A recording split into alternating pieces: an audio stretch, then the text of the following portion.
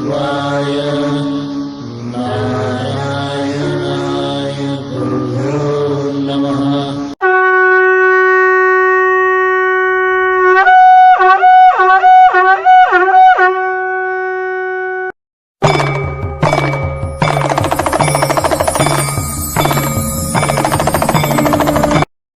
आदेश। जय माता रानी की। हमारे सभी शिष्यों को आशीर्वाद है। जी अब जी जी बताइए आप। जी गुरु जी। जी पूछिए मैं क्या पूछना है? यही परी साधना के विषय में सर पूछ रहा था। हाँ पूछिए, प्रश्न करिएगा, उत्तर मिलेंगे आपको। जी सर, इसका मतलब क्या प्रोसेस है, कैसे क्या होता है? साधना शायद आपने सीधा वो देखा है। मैं कुछ समय पहले लाइव आया था, तो जी लाइव में मैंने पूरा प्रोसेस समझाया था, लेकिन आपने अपॉइंटमेंट लिया है तो वो आपको वो सारा कुछ जैसे आप चाहेंगे वैसा बताया जाएगा। सबसे जी पहली जी बात, साधना 4 चरण की साधना होती है। जी पहले सॉरी। चरण में पहले चरण में होती है मंत्र सिद्धि। जी दूसरे चरण में होती है स्वप्न सिद्धि। तीसरे जी चरण में होती है ध्यान सिद्धि और चौथे चरण में होती है पूर्ण सिद्धि। जी जी जी ये 4 चरण आप अपनी सुविधा के अनुसार कर जी सकते हैं। 11 दिन का एक चरण होता है। टोटल 44 दिन के 4 चरण होते हैं। जी आप 11 दिन का एक चरण के बाद रेस्ट ले सकते हैं। फिर दूसरे चरण के बाद फिर आप रेस्ट ले सकते हैं, और आप रेगुलर करना चाहें तो रेगुलर भी कर सकते हैं।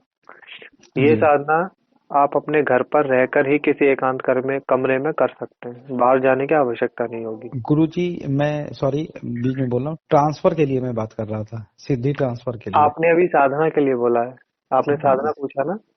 सॉरी, शायद शब्दों में कुछ हेर फेर हो रहा है। मैंने ट्रांसफर के लिए मुझे जानकारी चाहिए थी, उसी के विषय पूछ रहा हूँ। अब आपने ट्रांसफर का बोला है तो ट्रांसफर के बारे में आपको बताया जाएगा कि, लेकिन जी तो इससे इससे पहले आपने जी साधना का जी पूछा था, तो मैं साधना के बारे में आपको जी बताने जी जी जी मैं लगा। ट्रांसफर के लिए पूछ रहा हूँ गुरु जी।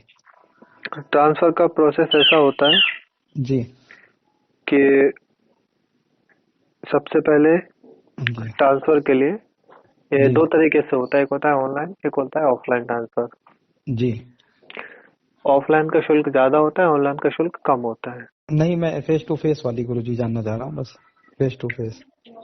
फेस टू फेस में ये होता है कि सबसे पहले आपका जो सामान होता है, जी लाल परी साधना में जी साधना हम लोगों को करनी होती है, ट्रांसफर आपको दिया जाता है।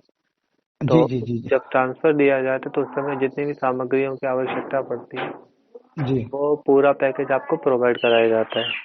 जी सबसे पहली बात। जी दूसरी बात, ट्रांसफर का प्रोसेस ये होता है, इस संस्थान में जो भी डोनेशन है वो डोनेशन देने के बाद जी आपको एक निश्चित तिथि दी जाती है। जी निश्चित तिथि देने के बाद आपको स्थान बताया जाता है, वहां आपको आना होता है, या हरिद्वार या ऋषिकेश में। जी ठीक है, स्थान ऐसा दिया जाता है कि व्यक्ति इतनी दूर अपने घर से आता है तो जी उसको ऐसा महसूस ना हो, क्योंकि ट्रांसफर का प्रोसेस ज्यादा लंबा नहीं होता है, जिससे कि जी आदमी वहां से फ्री होके इधर उधर जी अपना घूम सके अच्छे तरीके से। जी जी देव तीर्थ में इस वजह से बुलाया जाता है कि ट्रांसफर लेने के बाद आप अपने आराम से माँ गंगा में गंगा स्नान कर सकते हैं। गंगा स्नान का भी फल आपको मिलता है। माता मनसा के दर्शन करिए, ऋषिकेश आ रहे तो भगवान नीलकंठ के दर्शन करिए। जी जी तो जी एक पंथ 2 काज हो जाते हैं। जी अलग से जाते हैं तो फिर भी पैसा खर्च होता है ना। जी जी तो इसमें जी आपको डोनेशन के बाद करीब से 20 दिन के बाद आपको वो दिया जाता है, ट्रांसफर का डेट। तब जी तक आपके नाम से आपके गोत्र से वो सारा प्रोसेस कर किया जाता है। फेस टू फेस आप मिलते हैं। मिलने के जी बाद आपके वो अपने पास बैठा के ट्रांसफर दिया जाता है। जी ट्रांसफर मतलब जब रात को दिया जाएगा, दिन में आपका होगा डाउट सेशन। जी डाउट सेशन आपका 1.5 घंटे से 2 घंटे का डाउट सेशन रहता है। उसमें जी आपके मन में जितने भी डाउट्स होते हैं जी जी जी वो आप पूछ सकते हैं निसंकोच। वो जी किसी भी फील्ड से आपके हो सकते हैं। जी डाउट सेशन होने के बाद आपको रेस्ट के लिए भेज दिया था। रेस्ट के बाद आपको रात में ट्रांसफर होता है। जी 1.5 घंटे का प्रोसेस होता है, साथ में बिठा के ट्रांसफर किया जाता है। जी जी ट्रांसफर करने के बाद आपको रात्रि को सोने के लिए बोला जाता है।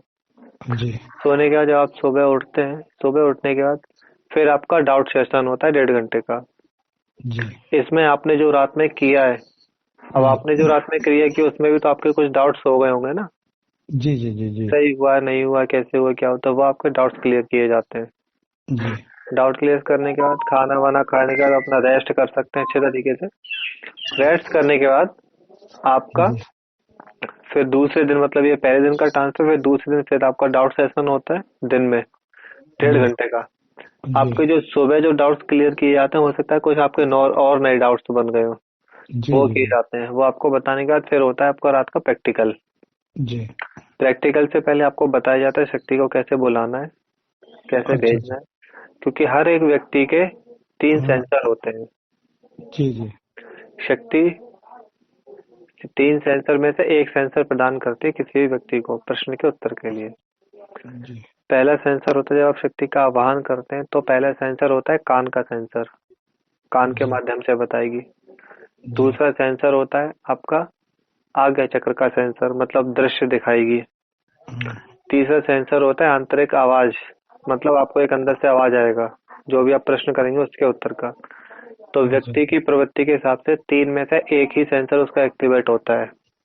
जी जी क्योंकि हर एक व्यक्ति का जो ऊर्जा स्तर होता है वो एक सा नहीं होता, सबका अलग अलग होता है। और ओके। व्यक्ति के लिए जो सबसे सुइटेबल जो शक्ति का जुड़ने का क्रम रहता है वो ऑटोमेटिक जुड़ती है अपने साथ। तो उसमें अच्छा से आपको एक जो है आपका सेंसर एक्टिवेट होता है शक्ति के साथ। जी आपका जो सेंसर एक्टिवेट होता है वहां आपसे बैठ के आपसे 2-4 प्रश्न किए जाते हैं, उनसे हम पता लगा पाते हैं कि आपका कौन सा सेंसर एक्टिवेट हुआ है। सेंसर एक्टिवेट होने के बाद फिर आपका आज्ञा चक्र ओपन किया जाता है वहीं पे। जी रात को आज्ञा चक्र ओपन किया जाता है, आज्ञा चक्र ओपन की प्रोसेस कराई जाती है आपसे। आज्ञा चक्र ओपन प्रोसेस कराने के बाद ठीक है, फिर आपके जी जी। प्रैक्टिकल्स लिए जाते हैं। हम्म। प्रैक्टिकल्स में आपके जो भी समझ में नहीं आता है, शक्ति कैसे आती है, कैसे जाती है, कैसे प्रश्नों का उत्तर देती है, आपको किस तरीके से प्रश्नों के उत्तर लेने हैं, शक्ति से हम्म। कैसे पूछना है। ठीक है, फिर आपको एक नॉर्मल जप संख्या बताई जाती है, जैसे 1 से 3 माला आपको रेगुलर जप करना होता है। बस जब भी आपको समय मिले तब आप जी जप जी करते रहिए। इससे ये होगा कि आप जब प्रश्न करेंगे शक्ति से तो हम्म। आपका जो शरीर के अंदर से जो उसकी ऊर्जा है वो पूछते समय नष्ट होगी। हम्म। तो आप रेगुलर जब जप करेंगे तो उससे आपकी ऊर्जा का जो स्तर है वो रेगुलर बना रहेगा, जी कंफर्ट जोन में रहेंगे आप, है ना। जी जी जी फिर ये होता है कि शक्ति के दो दो चीजें होती हैं आपको शक्ति से कराना का, या तो आप देखने के लिए उसको प्रयोग करिए या काम कराने के लिए प्रयोग करेंगे आप उसको। और जी अगर आपको दोनों ही उससे कराने, देखना भी है ना, किसी के बारे में जानकारी भी लेनी है और काम भी कराना है, तो फिर हम्म। इसके लिए आपको थोड़ा उसको अतिरिक्त जप देना पड़ेगा, अतिरिक्त जप और भोग, जिससे कि आपके शरीर में अतिरिक्त ऊर्जा बने, जिससे कि काम आपका ज्यादा जल्दी प्रोसेस से हो सके। अगर आप कार्य ज्यादा कराते हैं, क्योंकि कार्य कराने में ऊर्जा ज्यादा खर्च होती है और पूछने में ऊर्जा कम खर्च होती है।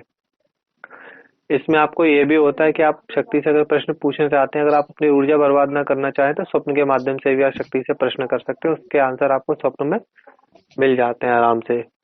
शक्ति आके अच्छा आपके साथ रहती है, ठीक है, जी आपको बताती है। जैसे आपका कहीं घूमने फिरने का मन है, किसी तीर्थ पे आप यहाँ से नहीं जा पा रहे हैं, तो शक्ति का हम्म। आवाहन करके उससे बोलते तो स्वप्न में आप वहां उसका पूरा दृश्य देख सकते हैं अच्छे तरीके से। और वो अच्छा अच्छा। स्वप्न नहीं होता, उसमें एक में होता है स्वप्न शरीर, एक होता है सूक्ष्म शरीर। तो जी जी जी नॉर्मली जो सपने आते हैं वो स्वप्न शरीर के माध्यम से आते हैं, कि तो आप इस तरीके से देखते हैं तो सूक्ष्म शरीर जाता है, जहां आप देखोगे वो सारा कुछ यहाँ जी याद रहता है। जी ये ट्रांसफर का प्रोसेस होता है। इसके बाद आप अपने घर जाते हैं,